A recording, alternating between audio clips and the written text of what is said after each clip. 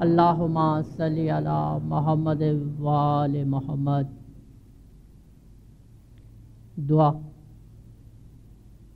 जिसके ज़रिए एक बंदा अपने माबूद के साथ एक राब्ता कायम करता है, एक कांटेक्ट कायम करता है। हमें किसी से अगर कांटेक्ट करना हो, किसी से कोई राब्ता करना हो, बातचीत करना हो, तो हम उसे बुलाते हैं, पुकारते हैं। तो दुआ के मानी भी लफ्ज़ी तौर पर यही है कि किसी को बुलाना, किसी को पुकारना। दुआ एहसास का वो ताल्लुक़ है जो कोई शख्स अपने परवरदिगार के साथ कायम करता है। दुआ नाम है आरज़ुओं, तमन्नाओं के इजहार का, और कोई शख्स अपनी दिल की ख्वाहिशों को पूरा करने के लिए जब अपना खाली दामन फैलाता है तो उसके दिल के गोशे में ये यकीन होता है कि वो जिसके आगे अपनी झोली फैला रहा है वो ज़रूर उसकी मुरादों को पूरा करेगा। दुआ नाम है अपनी तमाम तर खूबियों और ख़ामियों के साथ ख़ुद को झुका देने का, सबमिशन का, कि हीणा कीणा सर्वे जीव तमारा बैठा छे तुम्हारे द्वार, कि हम जैसे भी हैं, अच्छे हैं, बुरे हैं, भले हैं, तेरे दर पे आए हैं, तेरे दर पे ख़ुद को झुकाते हैं। दुआ दिल की वो सदा है कि जिसके लिए इकबाल ने कहा था, दिल से जो बात निकलती है असर रखती है, पर नहीं ताकते परवाज़ मगर रखती है। दीनदारों, दुआ का तस्वुर दुनिया के हर मज़हब में, हर धर्म में मौजूद है। चाहे इसे प्रार्थना कहा जाए, प्रेयर्स कहा जाए, दुआ का नाम दिया जाए, या कोई और नाम देकर इसे याद किया जाए, इसका तस्वुर हमें हर मज़हब में मिलेगा। दुआ की अगर हम किस्में देखें तो दुआ को बुनियादी तौर पर दो कैटेगरीज़ में डिवाइड किया जा सकता है, फॉर्मल प्रेयर्स और इनफॉर्मल प्रेयर्स।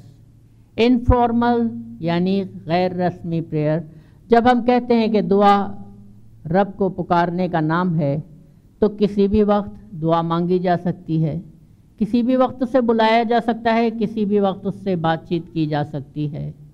इसे हम इनफॉर्मल प्रेयर कहते हैं, गैर रस्मी दुआ कहते हैं। लेकिन हर मज़हब में एक फॉर्मल इंस्टीट्यूशनल प्रेयर का तस्वुर मौजूद होता है, एक रस्मी दुआ का तस्वुर मौजूद होता है, और उसकी खसूसियत ये होती है कि उसके टाइमिंग्स प्रिस्क्राइब्ड होते हैं, मखसूस होते हैं, मुकर्रर होते हैं।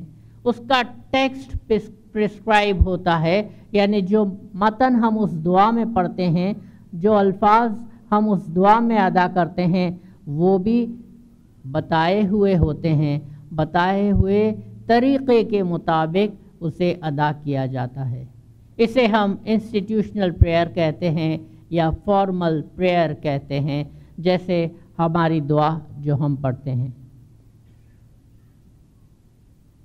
हमारी गुफ्तगू इसी दुआ के हवाले से होगी। तो हमने जैसे अर्ज़ किया कि फॉर्मल प्रेयर्स के लिए प्रिस्क्राइब्ड टाइमिंग्स, प्रिस्क्राइब्ड प्लेस और प्रिस्क्राइब टेक्स्ट होता है। तो औकात पे आते हैं सबसे पहले, टाइमिंग्स पे, कि दुआ जो अदा की जाती है वो इन औकात में हम क्यों अदा करते हैं। तो दीनदारों, ये तरीक़ा जो ये वक्त हमें बताया गया, हमारे पीरों ने हमें ये वक्त दिया, और एक गिनान जिसे अन तखाड़ो कहते हैं, हम दुआ से पहले पढ़ते हैं, اور آج بھی وہ پڑھا گیا اور اس کے 2 پارٹ جو پڑھے گئے اس کی طرف آپ کی توجہ دلاتا ہوں۔ دعا سے پہلے ہم پڑھتے ہیں، آشا جی سنجیا ویڑا تمہیں مت کوئی چوکو، ایچھے گرنی ایندھانی، یہی ویڑا تم نے دیدھی انے کیدھی تے دینی باری، کہ مغرب کا وقت کبھی نہیں چوکنا۔ یہ گر کی مرشد کی آپ کو ایک قسم کی آگاہی ہے، تنبیہ ہے۔ مرشد آپ کو ہوشیار کرتے ہیں کہ مغرب کا وقت کبھی نہیں چوکنا۔ کیوں؟ کہ یہ دین کی باری ہے۔ گجراتی زبان میں یہ گنان ہے، تو باری ہم ونڈو کو کہتے ہیں۔ تو ذہن میں آتا ہے کہ ونڈو کیوں کہا؟ تو تمثیلی زبان ہوتی ہے گنانوں کی، ڈیووشنل لٹریچر کی، کہ ہم خود محسوس کریں کسی شخص کو اس کے گھر سے الگ کر کے کسی کمرے میں رہنا پڑے اور اس کمرے میں کوئی بھی جگہ نہ ہو باہر دیکھنے کی، نکلنے کی، تو ایک خواہش ہوتی ہے کہ شاید کوئی جھروکا ہو، کوئی روشن دان ہو، کوئی وینٹیلیشن ہو، کوئی باری ہو، کوئی ونڈو ہو، تو وہاں سے ایٹ لیسٹ تازگی محسوس ہوتی رہے، ورنہ دم گھٹتا ہے۔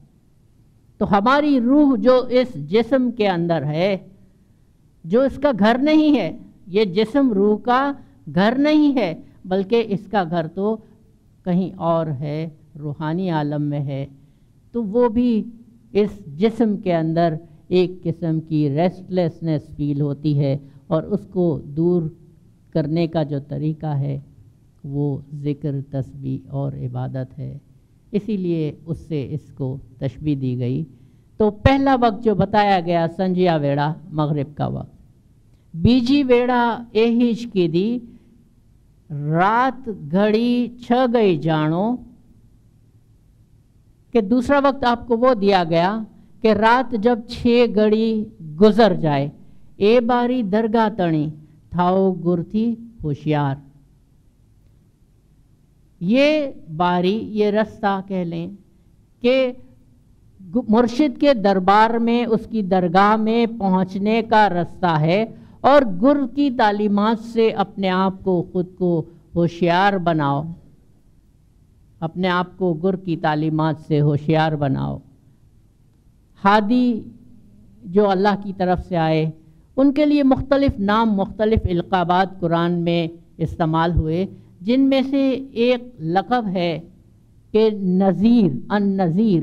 نذیر کا مطلب ہوتا ہے کہ کسی خطرے سے پہلے وارننگ دینے والا، یعنی مرشد کا ایک کام یہ ہے کہ وہ مریدوں کو وارن کرتا رہے ان کے ایکشنز کے بارے میں، ان کے ڈیڈز کے بارے میں، ان کے کاموں کے بارے میں، کہ کون سا کام اچھا ہے، کون سا کام کرنا چاہیے اور کون سا کام اچھا نہیں ہے۔ تو گر تھی تھا وہ ہوشیار۔ گھڑی 22 منٹ کی ہوا کرتی ہے، اس کو گھڑی کہتے ہیں۔ یہ پرانے دور کا وقت کو ناپنے کا ایک پیمانہ ہوتا تھا، اور اس وقت غالباً جب پیر نے یہ گنان رچا، جماعت خانے کی کارروائی کافی طویل ہوا کرتی تھی، اور 2 دعاؤں کے درمیان طویل وقفہ ہوتا تھا، اسی لیے کہا گیا رات گھڑی 6 گئی جانو، مغرب ہوتی تھی، اور اس کے بعد کچھ وقفے کے بعد سومڑی کی دعا پڑھی جاتی تھی۔ تریجی سنجیا ایہج جانو، کھٹ گھڑی پرمانو جی، اے باری سرگ تنی گر، اے باری سرگ تنی بھڑیے گر نے لیوے ہاتھ، کہ تیسرا جو وقت ہے وہ صبح کا وقت ہے، جب رات جو ہے وہ کچھ رات باقی ہو، 6 گھڑی کے قریب رات باقی ہو، اس وقت دعا پڑھے۔ اور یہ وہ راستہ ہے، یہ وہ باری ہے کہ جو سرگ کی ہے، جنت کی طرف لے جاتی ہے، اور مرشد کا دیدار نصیب ہوتا ہے، اور مرشد لیوے گرنے ہاتھ، کہ یہ ایسا ہے کہ مرشد جو ہے اس کی رضا اور آپ کی رضا ایک ہو جاتی ہے۔ اب دن و ذہن میں خیال یہ آتا ہے کہ یہ وقت کہاں سے لائے پیروں نے؟ پیروں نے ہمیں جو ٹائمنگز بتائے اس کی فاؤنڈیشن بیسس کہیں اور بھی ملتی ہے؟ کلام پاک میں، قرآن میں عبادت بندگی کے لیے مختلف الفاظ استعمال ہوئے ہیں۔ کہیں ذکر کا لفظ استعمال ہوا، کہیں تسبیح کا لفظ استعمال ہوا، کہیں صلاۃ کا لفظ استعمال ہوا، اور ان تمام کے لیے جو اوقات بتائے ہیں وہ بھی بہت انٹرسٹنگ ہے، بہت دلچسپ رہیں گے۔ میں یہاں کچھ مثالیں آپ کے سامنے پیش کرنا چاہتا ہوں۔ یا ایھا الذین آمنوا اذکروا اللہ ذکرا کثیرا، کہ اے ایمان والو خدا کا ذکر کثرت کے ساتھ کیا کرو، بہت زیادہ خدا کو یاد کیا کرو۔ وَسَبِّحُوا بُکْرَةً وَأَصِیلًا، اور صبح اور شام اس کے نام کی تسبیح پڑھا کریں، صبح اور شام۔ کہیں تسبیح کا ذکر ہوا، وَاذْکُرْ اسْمَ رَبِّکَ کثیرا، کہ خدا کو کثرت کے ساتھ یاد کریں۔ وَاذْکُرْ اسْمَ رَبِّکَ بُکْرَةً وَأَصِیلًا وَمِنَ اللَّیلِ فَاسْجُدْ لَہُ، اور رات کو اس کے آگے سجدے کیا کرو، رات کو اس کے آگے سجدے کیا کرو، اور صبح و شام اپنے پروردگار کا نام لیا کرو، ذکر کیا کرو۔ صلاۃ کا لفظ بھی آیا ہے، اقیم الصلاۃ طرفی النہار وزلفا من اللیل، کہ صلاۃ قائم کریں دن کے دو کونوں میں اور رات کے کسی پہر۔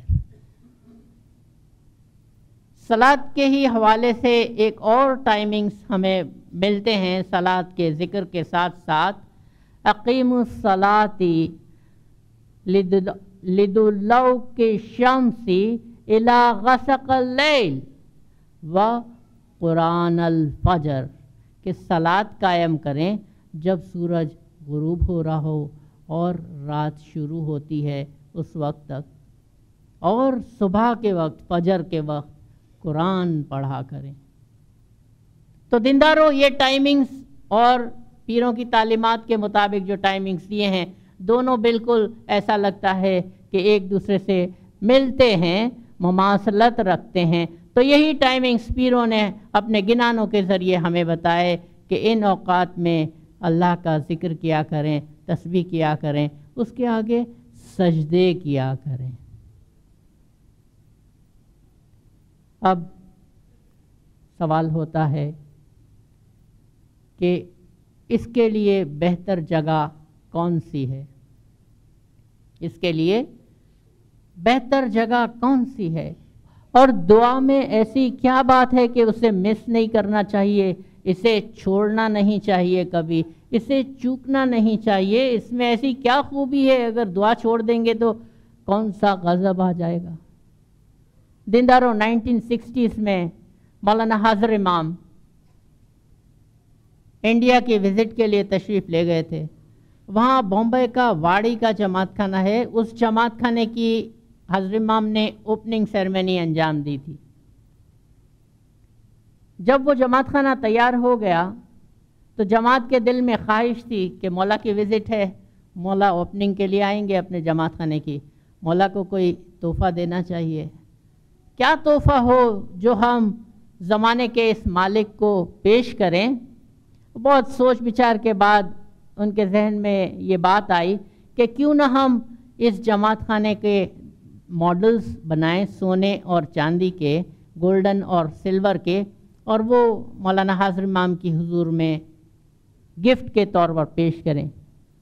مولانا حاضر امام تشریف لائے، مولانا حاضر امام کو یہ ماڈلز جماعت خانے کے گفٹ کیے گئے۔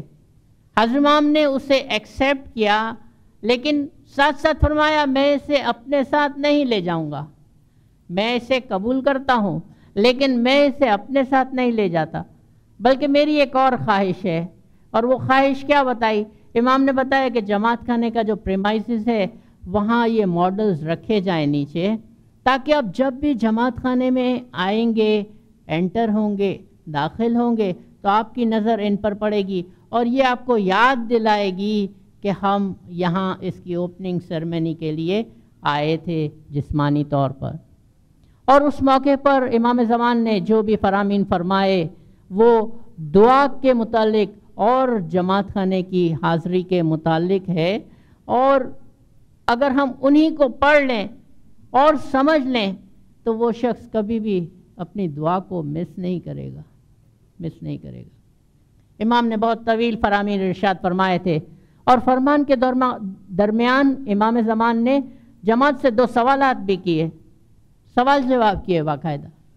امام پہلا کویسچن پوچھتے ہیں، I want to ask you whether you will be regular in your attendance to جماعت خانہ۔ ہم آپ سے پوچھنا چاہتے ہیں کہ کیا آپ اپنی جماعت خانے کی حاضری میں پابند ہوں گے؟ جماعت خانہ بہت شاندار بنا لیا تھا، اب امام جو ہے وہ شیورٹی چاہتے ہیں کہ جماعت خانہ تو بنایا، اس میں حاضری بھی ہوگی، اور جماعت کیا جواب دے گی؟ جماعت کہتی ہے آمین خداوند۔ امام دوسرا سوال پوچھتے ہیں، I want to ask you another question. What is your first responsibility in life? جماعت جواب دیتی ہے عبادت خداوند۔ Then if you know the answer, when I am not physically here, don't forget this.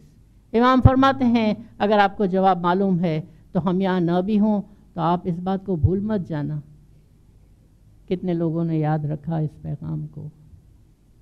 یہ صرف بامبے کی بات نہیں ہے، ہمارے اس جماعت خانے میں مولا تشریف لائیں، ہر ایک کی خواہش ہوتی ہے مولا یہ ہماری امید پوری کرے کہ اس جماعت خانے میں تشریف لائیں، جماعت بھری ہو۔ اسی طرح سے ہم سے مولا یہی سوال پوچھیں کہ جماعت خانے کی حاضری میں پابند ہوں گے، ہم کیا جواب دیں گے؟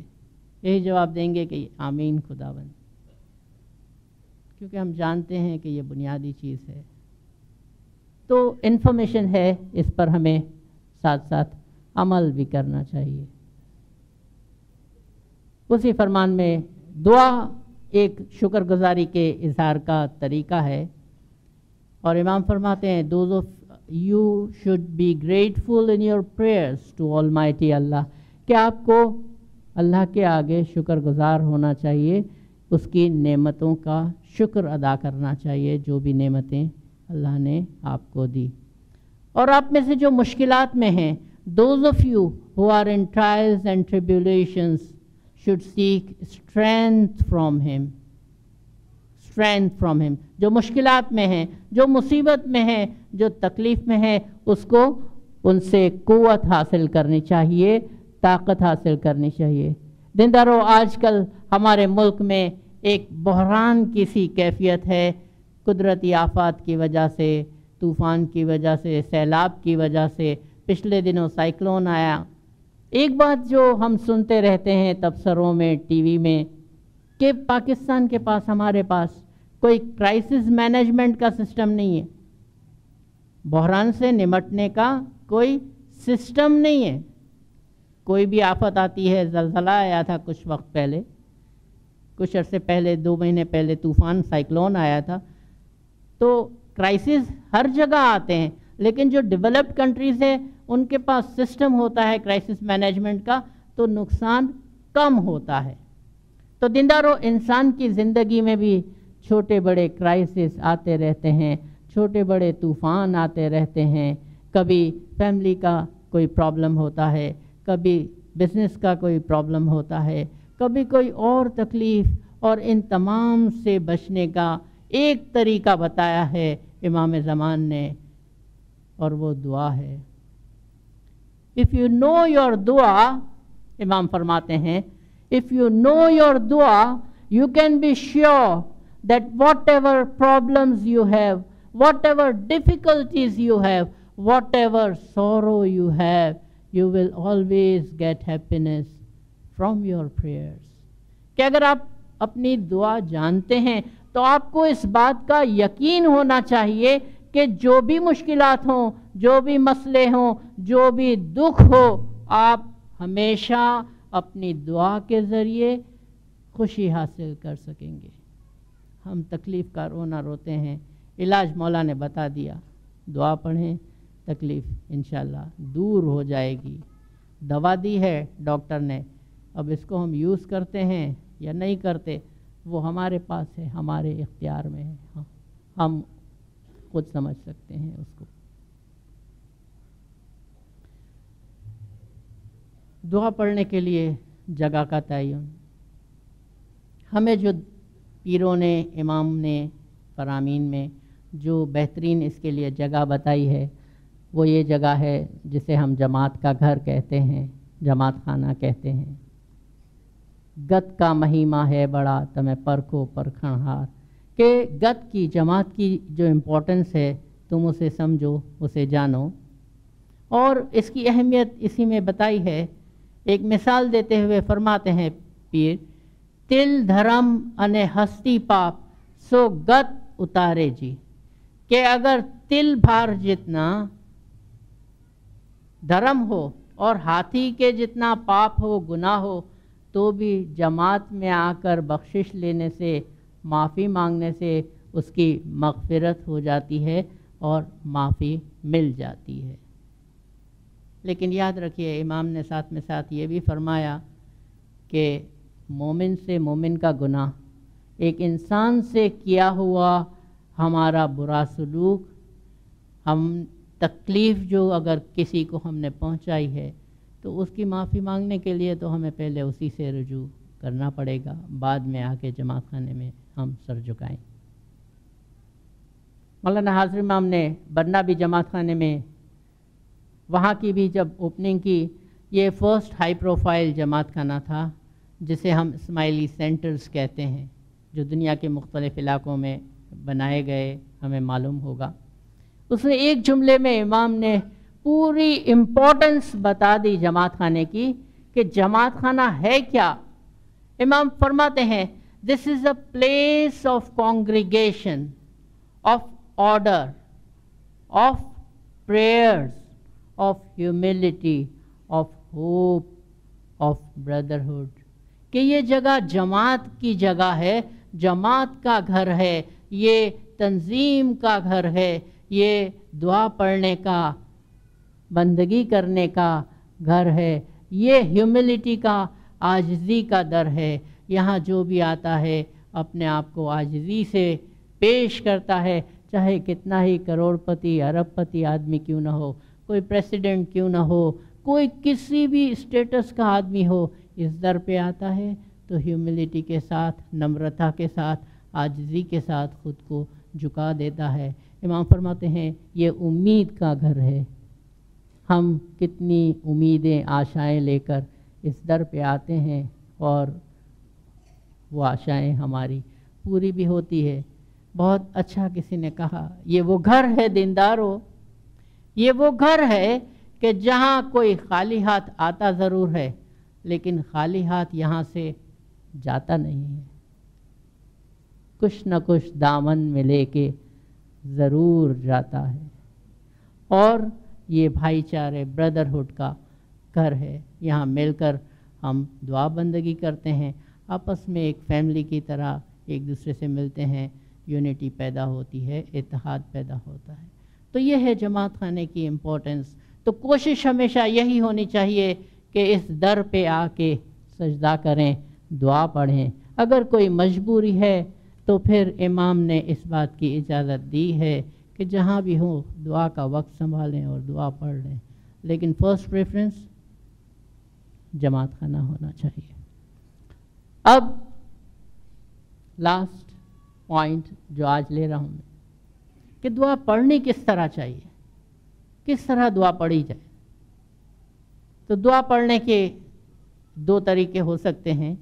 ایک لیول یہ ہو سکتا ہے کہ دعا میری ڈیوٹی ہے، مجھے اسی طرح دعا پڑھنی چاہیے، اگر دعا نہیں پڑھوں گا تو مجھے پنشمنٹ ملے گی، اور دعا پڑھوں گا تو مجھے ثواب ملے گا، یعنی سینس آف ڈیوٹی کے ساتھ۔ یہ بھی ایک لیول ہے۔ جب ہم بچوں کو سمجھاتے ہیں تو بچے کو ہم کسی ریوارڈ کا بتاتے ہیں کہ یہ کام کرو گے تو آپ کو یہ گفٹ ملے گا، یہ کام نہیں کیا تو آپ کو پنش ملے گی، یہ بھی ایک لیول ہے۔ لیکن جب بڑے ہو جائے تو اس کی امپورٹنس کو سمجھتے ہوئے وہ کام کرتے ہیں، پیرنٹس کی اطاعت کرتے ہیں، فرمانبرداری۔ تو ایک یہ ہے طریقہ کہ سینس آف ڈیوٹی سمجھ کر دعا ادا کی جائے۔ دوسرا طریقہ کہ دعا کیا ہے؟ دعا اپنے مالک کے ساتھ بات چیت کرنے کا، اپنے محبوب کے ساتھ بات چیت کرنے کا ایک طریقہ ہے، تو اس کو محبت کے ساتھ ادا کیا جائے، out of love and affection اسے پڑھا جائے، تو اس میں وہ بات ہی دوسری آ جاتی ہے، اس میں انسان کا ایٹیٹیوڈ بالکل مختلف ہو جاتا ہے۔ ہم دنیاوی طور پر دیکھیں، مثال لیں کہ کسی شخص سے، کوئی بھی ہستی ہو سکتی ہے، ہمیں شدید قسم کی محبت ہو، ہم اس سے ملنے کے لیے بے قرار رہتے ہیں، اس سے بات چیت کرنے کے لیے بے قرار رہتے ہیں، اور وہ بات چیت کا وقت ہماری زندگی کا ایسا لگتا ہے کہ بہترین وقت ہے، تو یہ تو دنیا کے مالک، دو جہان کے مالک سے بات چیت کرنے کا وقت ہے، تو اسے ہم اس انداز سے، اسی محبت کے انداز سے پڑھیں تو یہ ہمیں برڈن نہیں لگے گا، بلکہ ایک چاہت کا احساس ہم فیل کریں گے۔ اور امپورٹنٹ بات ان دونوں کے ساتھ کہ دعا سمجھ کے پڑھنی چاہیے۔ امام سلطان محمد شاہ نے فرمایا تھا، آپ کو دعا خوبی کے ساتھ پڑھنی چاہیے، ایک ایک لفظ کے معنی ٹھیک طور پر سمجھو گے تب اس کی خوبی کا پتہ چلے گا۔ دعا میں ہم پڑھتے ہیں، دعا میں برکت ہے، دعا میں رحمت ہے، دعا میں ہم امامت کا جانتے ہیں، اپنے مذہب کو سمجھتے ہیں، لیکن اگر ہمیں معلوم نہ ہو کہ دعا میں کیا پڑھ رہے ہیں تو اس کا وہ اثر، وہ امپیکٹ نہیں ہوتا۔ اس کی ایک چھوٹی سی اگزامپل دوں، میں آپ سے سوال پوچھتا ہوں، آپ مجھے اس کا جواب دیجئے گا، اور مفتی صاحب سے اجازت لی ہے، آپ جواب دے سکتے ہیں۔ میں آپ سے سوال پوچھ رہا ہوں، نی ہاؤ،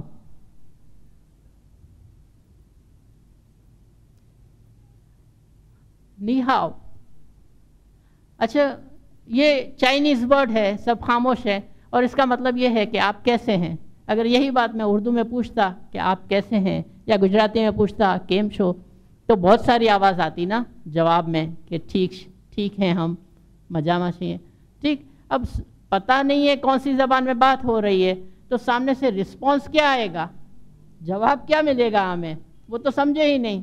تو دعا میں ہم جو کچھ پڑھتے ہیں، اگر ہم اس کو سمجھیں تو ہم اس کو انجوائے کر سکتے ہیں، ہم اس کو انجوائے کر سکتے ہیں۔ نی ہاؤ چائنیز لینگویج ہے جس کے معنی ہوتے ہیں ہاؤ آر یو، آپ کیسے ہیں۔ کسی لذیذ سی ڈش کا ہم نام لیں تو اس کا نام سنتے ہی ہمارے منہ میں پانی آ جاتا ہے، ٹھیک ہے، لیکن وہی نام اگر کسی اور لینگویج میں ہو تو اس کا کوئی ریئیکشن نہیں ہوگا، ہم اسی طرح سے بیٹھے رہیں گے۔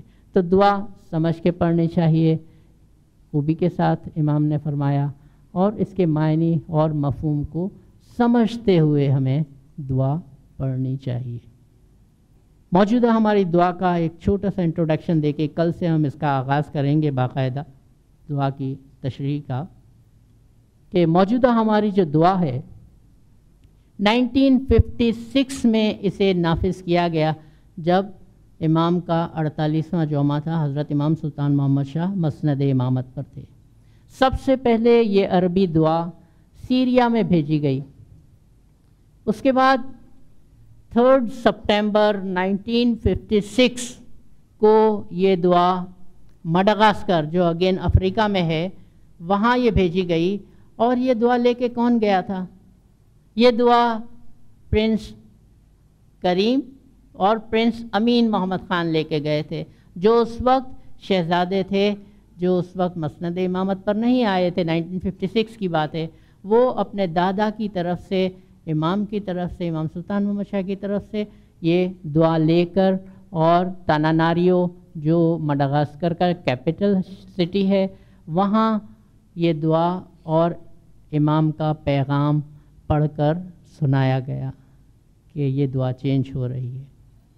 اور انڈو پاک سب کانٹیننٹ میں اس طرح گریجولی تمام ملکوں میں اس کو متعارف کروایا گیا، انٹروڈیوس کروایا گیا، اور سب کانٹیننٹ انڈو پاک میں یہ دعا 1961 میں آئی، 1961 میں۔